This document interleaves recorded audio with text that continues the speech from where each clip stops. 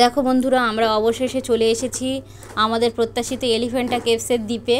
তোমাদের দাদাভাই আমাদেরকে জিজ্ঞাসা করছে যে আমরা ঠিকঠাক চলতে পারছি কিনা। আমরা বলছি হ্যাঁ হ্যাঁ ঠিকঠাক চলতে পারছি।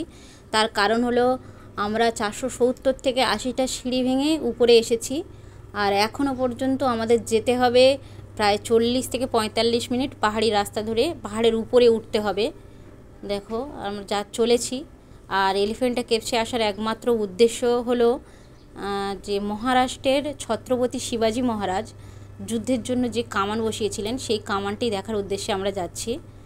ভারতের সমুদ্রপথে বহিরাগত যে শত্রুরা আসতো তাদের অ্যাটাক করার জন্য এই কামান বসিয়েছিলেন। আর আমরা এখন উপরে চলে এসেছি। তোমাদের দাদাভাই উপরের ভিউটা দেখাচ্ছে দেখো। আর আমরা এখানে একটু বসে বিশ্রাম নিয়ে নিচ্ছি, কারণ অনেকটা হেঁটে এসেছি। আর এখানে যে যুদ্ধের কামানটা রয়েছে এর অপোজিটে আরেকটি যুদ্ধের কামান রয়েছে। আর এই কামানের নিচে একটি সুড়ঙ্গ রাস্তা রয়েছে। এই সুড়ঙ্গটা এখন জলে পরিপূর্ণ হয়ে গেছে আর পুরো অন্ধকার। কোনো ভিডিওতে তো দেখানো যাবে না, ক্যামেরাতে আসবে না।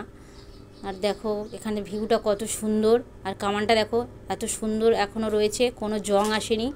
খুব সুন্দর কামানটা। আমাদের তো এখানে এসে খুব ভালো লাগছে। দেখো কত সুন্দর কামানটা। দেখো আমরা একটু নিচে গিয়ে দেখছি যে ব্যাপারটা কী। তোমাদের দাদাভাই তো আমাদের বকাবকি করছে যে এখানে সাপ টাপ থাকতে পারে, তোমরা উপরে চলে আসো। আবার কামানটাকে দেখাচ্ছে দেখো কত সুন্দর।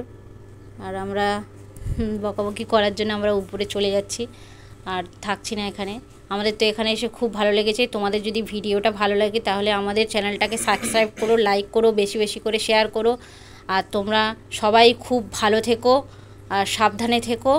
আর টাটা বন্ধুরা।